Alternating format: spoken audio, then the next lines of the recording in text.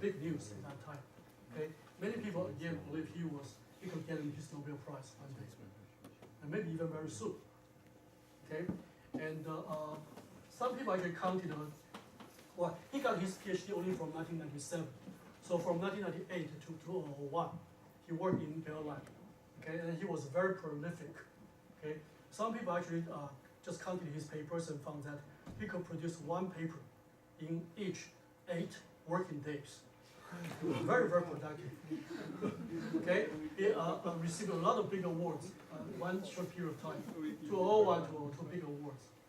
However, he was later found that those breakthroughs weren't exactly justified.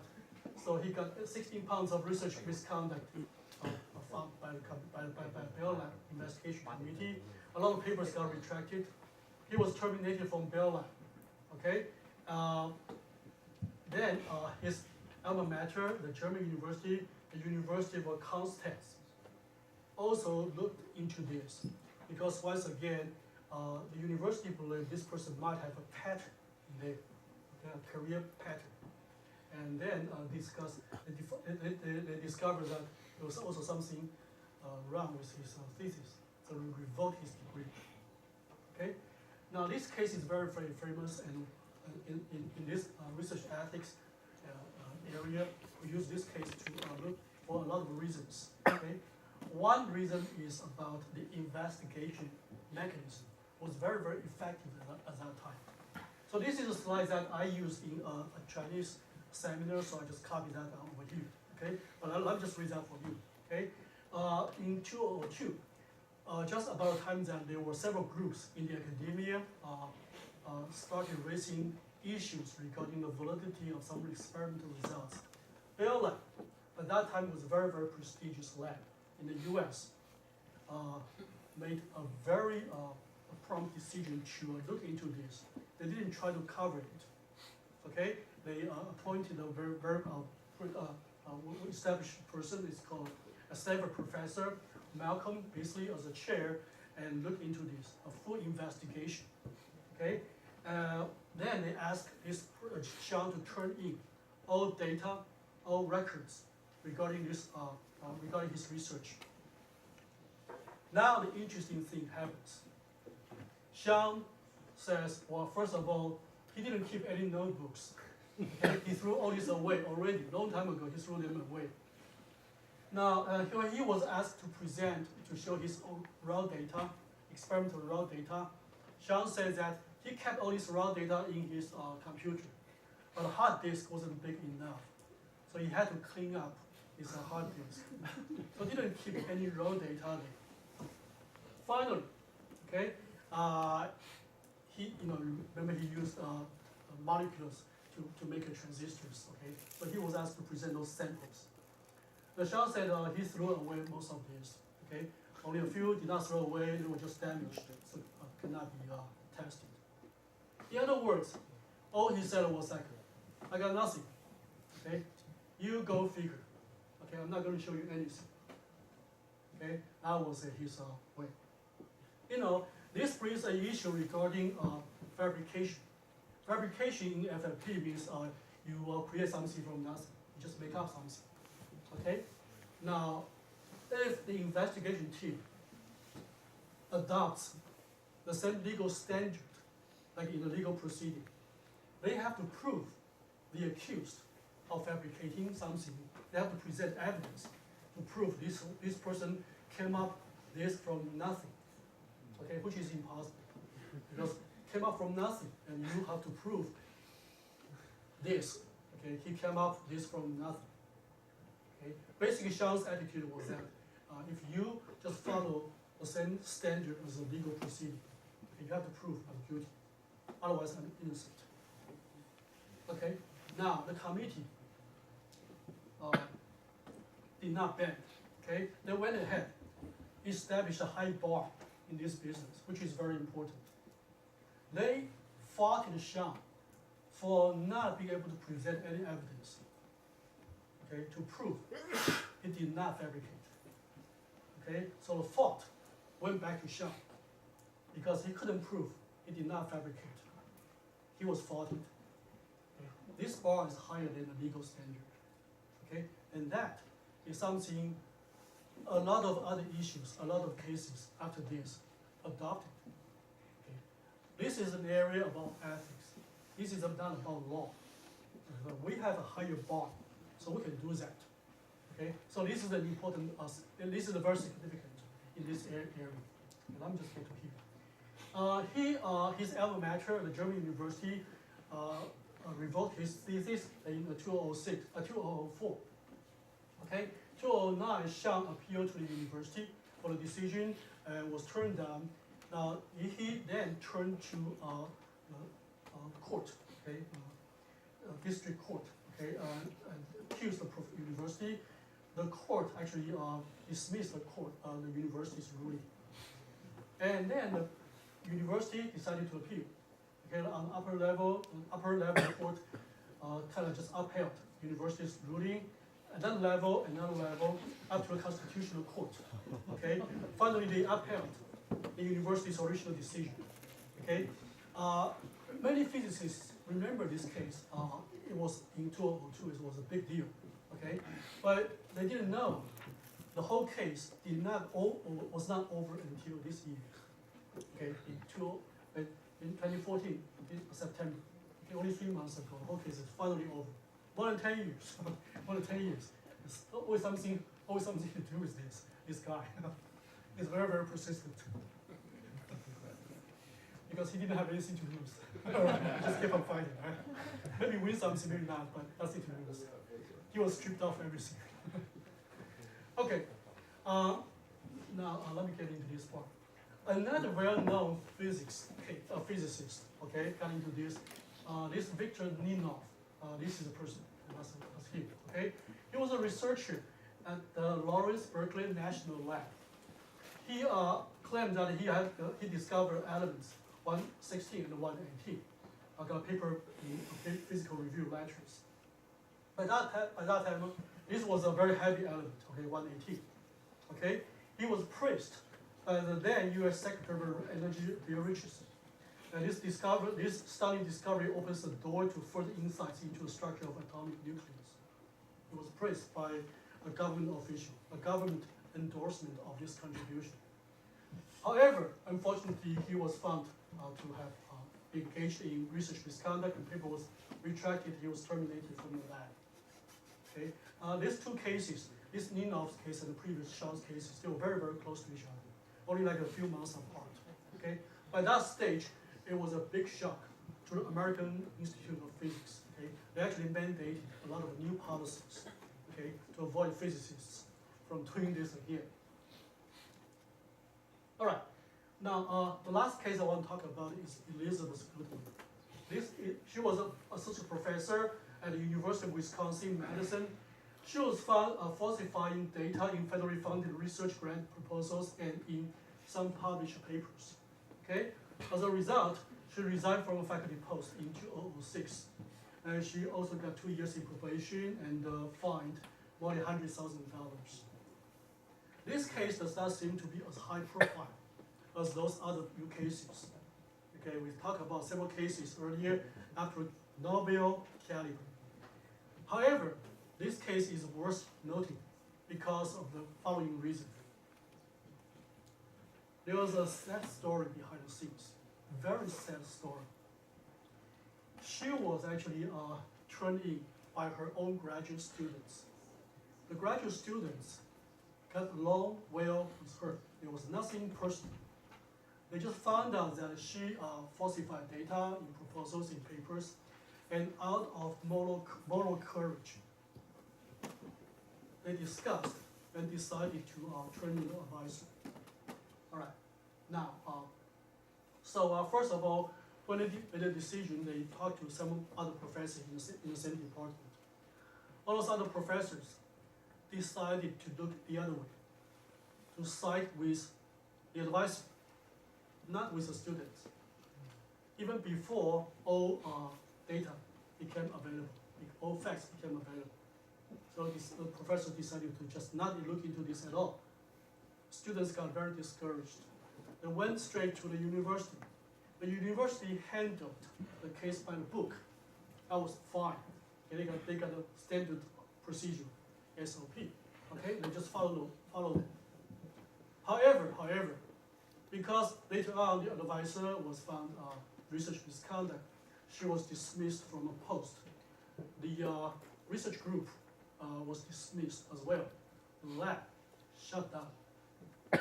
The students got nowhere to turn. So 3 of the students who had invested altogether 16 years in their PhD quit the school. Okay, 2 other students decided to start all over, start from anew, and 1 transferred to another university, U of Colorado. Okay, this is an issue that we don't have time to get into further. This is regarding whistleblowing. Okay, whistleblowers, if they have to do that, okay, sometimes got burned. And we still are looking into this. We're still thinking about this regarding what is the best, most dedicated way of handling it. Okay, these students, they training their advisor out of their moral courage, got burned, together with the professor. This case, this Elizabeth Goodwin's case, is the saddest story I have ever seen in this business. All right.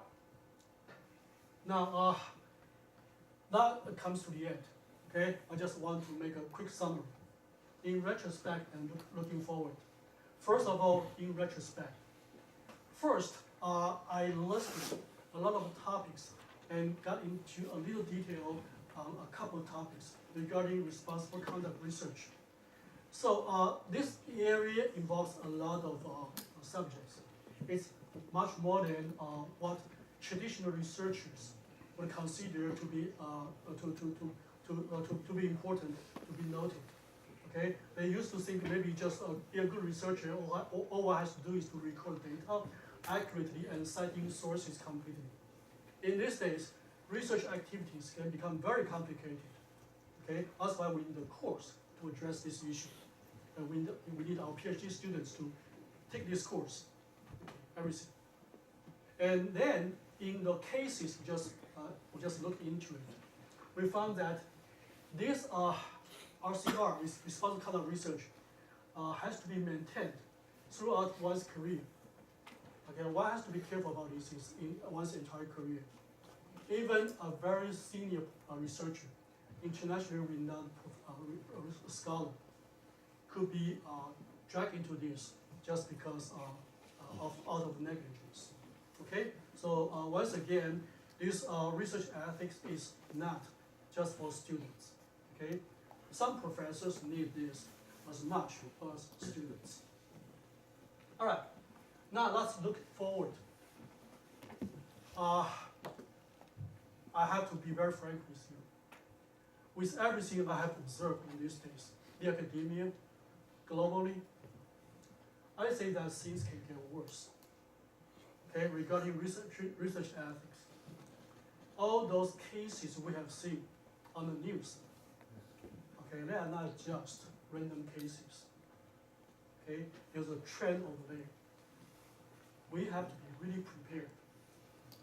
Otherwise, one day, when a storm sweeps the academia, okay, we will be just caught by surprise. We don't know how to defend ourselves.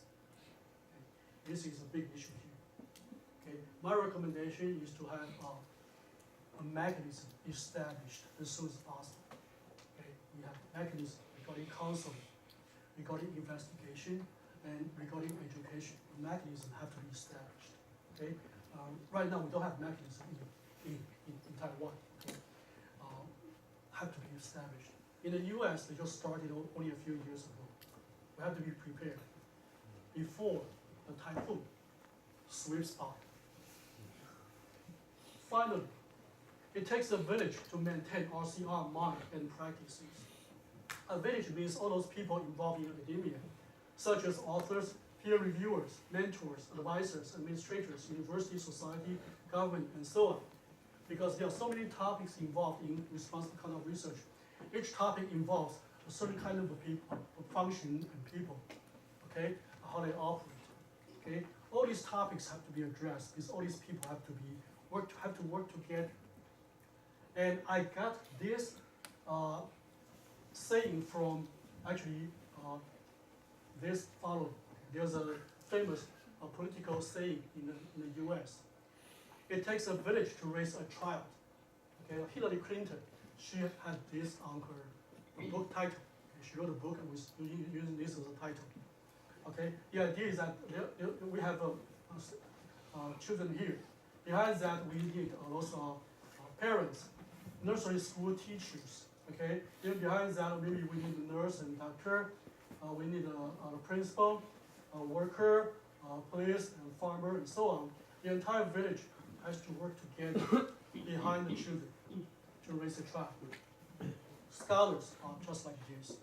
Okay, we have to all to work together to build up a village to raise a scholar. Okay, and that's how I got this.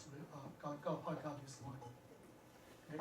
Okay, with that, I'd like to close my lecture, my report today, and thank you very much for your attention.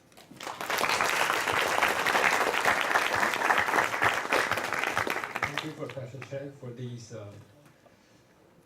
informative and also very useful lecture. I believe there are some questions. Yes, sir.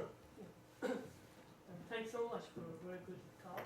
Based on your experience, can you tell us why most of these misconducts come from a very famous researcher, and why it published in a very prestigious journal like you show Nature Science, and why most of this misconduct comes from a particular field of science like biology? Not all. Actually, like in mechanical engineering, we don't have these things. Like or in electronic, but in biology, you show we have a lot. okay. Based on your research. Okay. The question is, how come those people are all physicists? What happened to mechanical engineers? Okay, mechanical engineers. Okay, if those physicists are here, mechanical engineers are the rest of us. We have a big army of people like this. Okay. The reason is because I thought today was more geared toward physicists and related areas. So I picked subjects which are based on more familiar to the audience. Okay, but I tell you, physicists, chemists, and mathematicians are among those best group of children. Okay, in academia. Okay, we have a much worse boys and girls. Okay, medical science, biology, okay, engineering. These groups are much worse than these. Trust me. Okay. In mechanical engineering, for example, there's a mechanical engineering department in the United States. The entire school, okay, somehow came up with a conspiracy of just letting their graduate students, mostly master students, to do whatever they want. For example, copying from some other place, or fabricating or falsifying data for your thesis. It lasted for almost 20 years before they got caught. Okay, we got a picture here. One department, all faculty members conspired for master thesis in this way. It happened. Okay, mechanical engineering. This prestigious journal, how they can accept easily papers without publishing? Okay. They are a leader of the science. So how they can accept easily? Okay, that's a good question. How did these papers get through these prestigious journals? Okay, that actually we don't quite know the answers. We have a lot of investigation. We are modifying the review mechanism. Okay, so basically, it's like asking the reviewers, do you have to look into all the raw data and do the calculation, everything, repeat the experiment before you put a green light on the paper? Okay, the reviewer says I don't do that. I just read the paper. It makes sense. I pass it. Okay, so our reviewing system right now actually it is not airproof.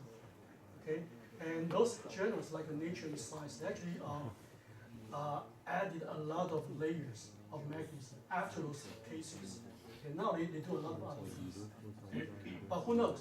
Who knows if this mechanism is effective? We have to wait until the next case broke out to fix it again. That's all we got. That's all we got. Okay, any other question? Yes, sir. I have a question. If researchers themselves are biased, and maybe they want their experiment to come up with some outcome, and so maybe they mess around with the data and choose the statistical methods that produce the shortest error bars. And, would you consider this to be a falsification or just honest mistake? The difference between falsification and honest mistake is intention. Intention. If there's an intention in manipulating the results or experimental data, if there's an intention, that's research misconduct. Okay. So when they investigate those cases, they interview the authors. They ask a lot of questions and review the track record to decide if there's an intention. If there's an intention, it is a fault. It is FFP. Intention. 动机. Okay, there's a question here. Yes, sir. Yes, sir. Things would get worse in the future. Would you elaborate? Okay, I elaborate on that as much as I can. I'm not a fortune teller, okay? I can only observe, and based on my best the best estimate. Okay, right now, roughly about 11 to 12% of the papers in the whole world are published by Chinese scholars. Okay, it will increase by the number, by the percentage as time goes by. Okay, and other scholars will be influenced by this, and that is an area that they don't have a very good professional law established yet. Okay, so and all Asian countries right now, most of the Asian countries, using the quantity to determine to evaluate the scholarship. Okay, this quantity C can easily compromise quality. Okay, can easily get into that point. And now I actually only see more and more countries getting into this quantity-based evaluation gauge system. Okay, so putting all these sides together, I really venture to say things can get worse. Okay, as a matter of fact, in the beginning of this century, by a number of U.S. government just study, they show a drastic increase of those number of retractions, number of these allegations of research misconduct. It's already happened. Okay? Drastic increase. It's not like a line, straight line. It's like a curve, now linear curve going up. Okay, it's already there. It's already there. Okay?